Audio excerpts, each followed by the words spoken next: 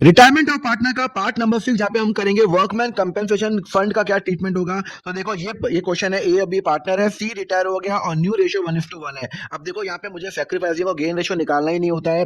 Workman compensation reserve वो वाला fund होता है जो कि पार्टनर्स रखते हैं कि अगर कोई वर्कर का एक्सीडेंट हो जाए। अब यहाँ पे क्या हो गया, मेरा 50,000 रुपये वर्कमैन कंपेंसेशन फंड है। तो केस नंबर 1, अगर कोई इन्फॉर्मेशन अवेलेबल नहीं है तो मैं यही एज्यूम करूंगा भाई साहब कोई वर्कर का एक्सीडेंट नहीं हुआ, तो ये फ्री रिजर्व बन गया।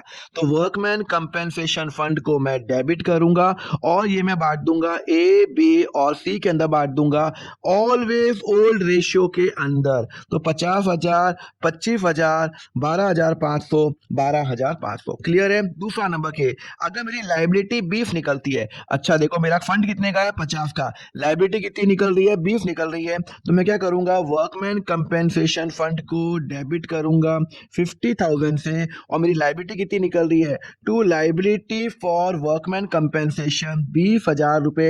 और बाकी का क्या करूंगा, मैं पार्टनर्स को बांट दूंगा। मैं लाइबिलिटी क्रिएट कर ली, बाकी का मैं टू ए, बी, टू सी को बांट दूंगा। तो 30,000 बचा, यहाँ पे 2:1:1 के अंदर बांट दूंगा। 15,000 रुपए, 7,500 रुपए, 7,500 रुपए। क्लियर है, कंसेप्ट समझ में आया। चलो नेक्स्ट मैं करते हैं केस नंबर 3। केस नंबर 3 में क्या लिखा हुआ है, अगर लाइबिलिटी मेरी 50,000 है, लो भाई मेरा फंड कितने का था, वर्कमैन कंपेंसेशन फंड था 50,000 से मैं डेबिट करूंगा। और मेरी liability for workman compensation fund कितनी निकल रही है, 50,000 निकल रही है। मतलब टोटल मेरा कोई भी फ्री रिजर्व नहीं बचा, तो मेरा एंट्री खत्म। फोर्थ केस में मेरी लाइबिलिटी निकल रही है 60,000, मेरे पास फंड कितने का है, तो वर्कमैन कंपेंसेशन फंड है मेरे पास 50,000 का।